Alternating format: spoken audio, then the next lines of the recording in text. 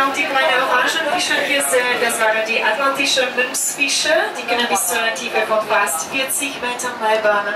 Wir sind ungefähr 20 Meter tiefer jetzt und wir kommen schon auch zu den versunkenen Booten vorbei. Das erste kann man in ein paar Momenten auf der linken Seite sehen, aber keine Sorge, es kommt auch das zweite in ein paar Momenten auf der rechten Seite.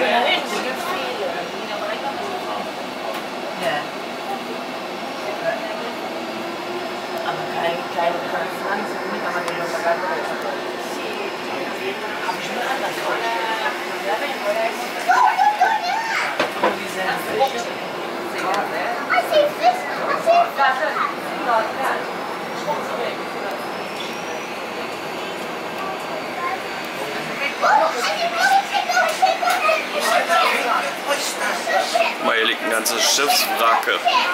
Hinter uns im Wasser.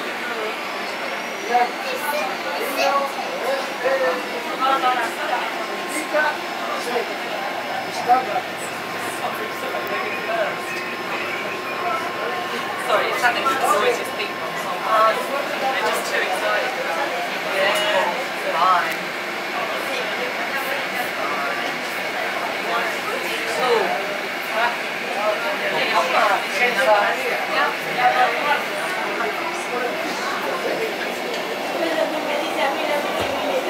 So, ladies and gentlemen, these shipwrecks here have been here more or less 8 years because of a huge storm in this area. And they're also very interesting from the ecological point of view because algae grow on them with time, and this is of course food for lots of fish here.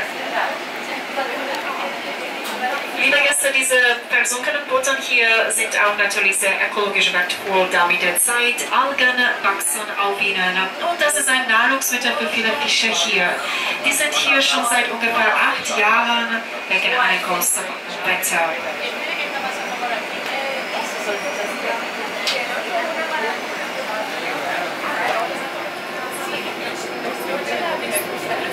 How much?